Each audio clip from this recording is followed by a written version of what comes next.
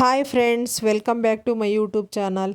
ಇವತ್ತಿನ ರೆಸಿಪಿ ಬಂದು ಮಟನ್ ಸಾರು ವಿಲೇಜ್ ಸ್ಟೈಲಲ್ಲಿ ಮಾಡಿ ತೋರಿಸ್ತಾ ಇದ್ದೀನಿ. ಏನೇನು ಇಂಗ್ರೀಡಿಯೆಂಟ್ಸ್ ಬೇಕು ಅಂತ ನೋಡೋಣ ಬನ್ನಿ. ಮೊದಲು ಗಸಗಸೆ 1 ಟೀ ಸ್ಪೂನು, 5-6 ಒಣಮೆಣಸಿನ್ಕಾಯಿ, ಧನಿಯಾ 1.5 ಟೀ ಸ್ಪೂನು, ಶುಂಠಿ, ಬೆಳ್ಳುಳ್ಳಿ, ಶುಂಠಿ 1 ಇಂಚ್ ತೊಗೊಂಡಿದ್ದೀನಿ, ಬೆಳ್ಳುಳ್ಳಿ 1.5 ಗೆಡ್ಡೆ ತೊಗೊಂಡಿದ್ದೀನಿ, ಒಂದು ದೊಡ್ಡ ಗಾತ್ರದ್ದು ಈರುಳ್ಳಿ ತೊಗೊಂಡಿದ್ದೀನಿ, ಒಣಕೊಬ್ಬರಿ ಮತ್ತು ಒಂದು ಟೊಮೊಟೊ, ಕೊತ್ತಂಬರಿ, ಪುದೀನ, ಸ್ವಲ್ಪ ಮೆಣಸು, ಚಕ್ಕೆ, ಲವಂಗ. ಈಗ ಒಗ್ಗರಣೆಗೆ ಏನು ಬೇಕು ಅಂತ ನೋಡೋಣ. ಅರಿಶಿನ, ಈರುಳ್ಳಿ, ಕೊತ್ತಂಬರಿ, ಪುದೀನ ಮತ್ತು ಎಣ್ಣೆ. 3/4 kg ಮಟನ್ ತೊಗೊಂಡಿದ್ದೀನಿ ಇಲ್ಲಿ. ಈಗ ಇವನ್ನೆಲ್ಲನೂ ಮಿಕ್ಸಿ ಜಾರ್ಗೆ ಹಾಕ್ಕೋಬೇಕು. ಮೊದಲು ಹುರಿದಿರೋ ಅಂತಹ ಒಣಮೆಣ್ಸಿನ್ಕಾಯಿ ಮತ್ತು ಧನಿಯಾ, ಗಸಗಸೆ, ಒಣಕೊಬ್ಬರಿ ಇಲ್ಲದೇ ಇದ್ದರೆ ನೀವು ಹಸಿ ಕೊಬ್ಬರಿನೇ ಹಾಕ್ಕೋಬೋದು, ಹಸಿ ತೆಂಗಿನಕಾಯಿ, ಚಕ್ಕೆ, ಲವಂಗ ಇಷ್ಟನ್ನ ಮೊದಲು ಪುಡಿ ಮಾಡ್ಕೊತಾ ಇದ್ದೀನಿ.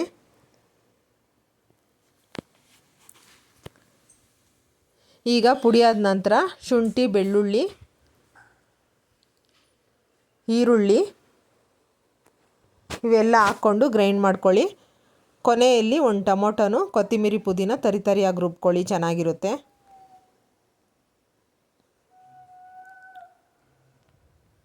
ಈಗ ಒಗ್ಗರಣೆಗೆ ಒಂದು ಕುಕ್ಕರ್ನ ಇಟ್ಕೊತಾ ಇದ್ದೀನಿ.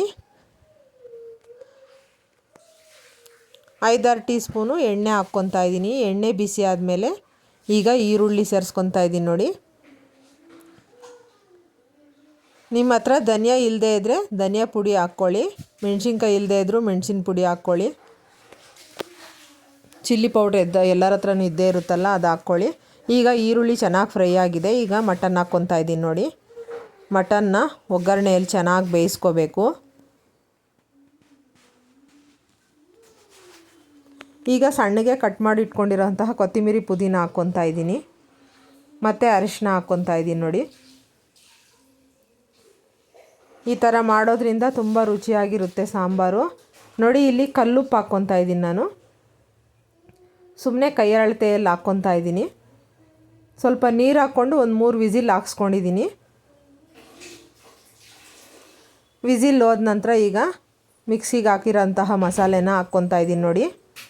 ಹಾಕ್ಕೊಂಡು ಹಸಿ ವಾಸನೆ ಹೋಗೋವರೆಗೂ ಚೆನ್ನಾಗಿ ಬೇಯಿಸ್ಕೋಬೇಕು. ನಮ್ಮ ಚಾನಲ್ನ ಇನ್ನೂ ಯಾರು ಸಬ್ಸ್ಕ್ರೈಬ್ ಮಾಡದೆ ನೋಡ್ತಾ ಇದ್ದೀರಾ, ಪ್ಲೀಸ್ ಸಬ್ಸ್ಕ್ರೈಬ್ ಮಾಡ್ಕೊಂಡು ನೋಡಿ. ಈಗ ಸ್ವಲ್ಪ ನೀರನ್ನ ಸೇರಿಸ್ಕೊಂಡಿದ್ದೀನಿ ನೋಡಿ. ಸಾಂಬಾರ್ದು ಈ ಥರ ಇರಬೇಕು ತಿಕ್ನೆಸ್ಸು. 1 ಗ್ಲಾಸ್ ನೀರು ಹಾಕ್ಕೊಂಡಿದ್ದೀನಿ ಇಲ್ಲಿ ನಾನು. ಈಗ ಇನ್ನೊಂದು 3 ವಿಸಿಲ್ ಹಾಕ್ಸ್ಕೊತಾ ಇದ್ದೀನಿ. ತುಂಬ ಮಟನ್ ಗಟ್ಟಿ ಇದ್ದರೆ ಒಂದು 5-6 ವಿಸಿಲ್ ಮೇಲೆ ಹಾಕ್ಸ್ಕೊಳ್ಳಿ, ಮೆತ್ತಗಿದ್ರೆ ಒಂದು 3 ವಿಸಿಲ್ ಸಾಕು. ಇದು ಸ್ವಲ್ಪ ಗಟ್ಟಿ ಇರೋದ್ರಿಂದ ನಾನು ಇಲ್ಲಿ 7-8 ವಿಸಿಲ್ ಹಾಕ್ಸ್ಕೊಂಡಿದ್ದೀನಿ ನೋಡಿ. ಈಗ ಸಾಂಬಾರು ರೆಡಿ ಆಯಿತು. ಮುದ್ದೆ ಜೊತೆಗೆ ಮಟನ್ ಸಾಂಬಾರು ರೆಡಿ ಆಯಿತು. ಇದು ವಿಲೇಜ್ ಸ್ಟೈಲಲ್ಲಿ ಮಾಡಿರೋಂತಹ ಮಟನ್ ಸಾಂಬಾರು. ಈ ರೆಸಿಪಿ ನಿಮ್ಗೆ ಇಷ್ಟ ಆಗಿದರೆ ಲೈಕ್ ಮಾಡಿ, ಶೇರ್ ಮಾಡಿ, ಸಬ್ಸ್ಕ್ರೈಬ್ ಮಾಡ್ಕೊಂಡು ನೋಡಿ.